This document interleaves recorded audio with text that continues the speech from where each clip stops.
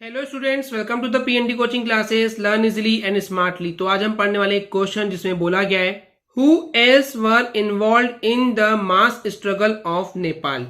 तो इस क्वेश्चन का मतलब है जो नेपाल में एक मास स्ट्रगल यानी कि जन संघर्ष या लोगों के जरिए एक लड़ाई लड़ी गई थी, एक संघर्ष किया गया था, उसमें और कौन कौन इन्वॉल्व थे यानी कि शामिल थे।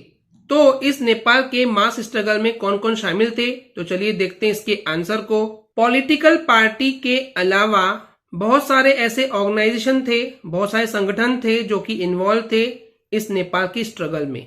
तो स्टूडेंट्स, बहुत सारी पॉलिटिकल पार्टीज यानी कि राजनीतिक जो पार्टियां होती है, जो नेता होते हैं, उनकी जो पार्टियां होती है, उनके अलावा अपार्ट यानी कि उनके अलावा यानी कि पॉलिटिकल पार्टीज ने तो ज्वाइन किया ही था इस मास स्ट्रगल ऑफ नेपाल को, लेकिन उनके अलावा बहुत सारे ऐसे ऑर्गेनाइजेशंस थे, संगठन थी, टीम्स थी जिन्होंने इस नेपाल के स्ट्रगल में, संघर्ष में ज्वाइन हुए थे, इन्वॉल्व हुए थे, शामिल हुए थे।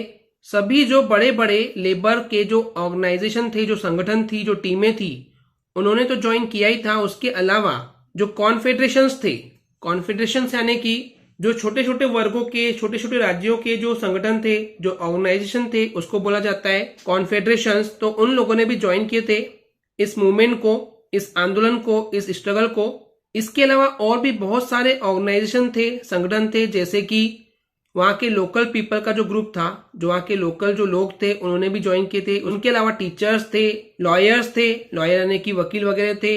एंड इसके अलावा ह्यूमन राइट्स के रिप्रेजेंटेटिव्स का जो ग्रुप था, यानी कि जो इंसानों को, जो मानव को अधिकार दिए गए हैं, उनके जो नेता थे, उन नेताओं का भी जो ग्रुप था, उन लोगों ने भी अपनी अनुमति या परमिशन दे दी थी इस मूवमेंट के लिए, इस संघर्ष के लिए। तो इस तरीके से इन समरी स्टूडेंट्स, इस नेपाल के मास स्ट्रगल को सबसे पहले पॉलिटिकल पार्टीज ने ज्वाइन किया। उसके अलावा बहुत सारे ऑर्गेनाइजेशन ने भी इस स्ट्रगल में पार्टिसिपेट किए, ज्वाइन हुए।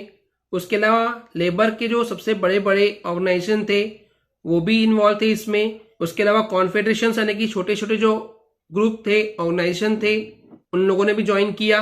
इसके अलावा जो वहाँ पे लोकल जो पीपल थे, वहाँ के जो आम जनता थी, उनके बड़े बड़े ऑर्गेनाइजेशन थे, उन लोगों ने भी ज्वाइन किए। वहाँ के टीचर्स ने, लॉयर्स ने, और जो ह्यूमन राइट के जो रिप्रेजेंटेटिव का जो ग्रुप था, उन लोगों ने भी अपनी परमिशन दी थी इस मास स्ट्रगल ऑफ नेपाल के लिए।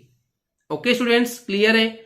आई होप स्टूडेंट्स आपको ये क्लियर हो गया होगा। अगर आपको हमारी वीडियो से कुछ भी सीखने मिला या नॉलेज मिला तो प्लीज हमारे चैनल को सब्सक्राइब कीजिए एंड वीडियो को लाइक जरूर करें। आज के लिए इतना ही। Thank you.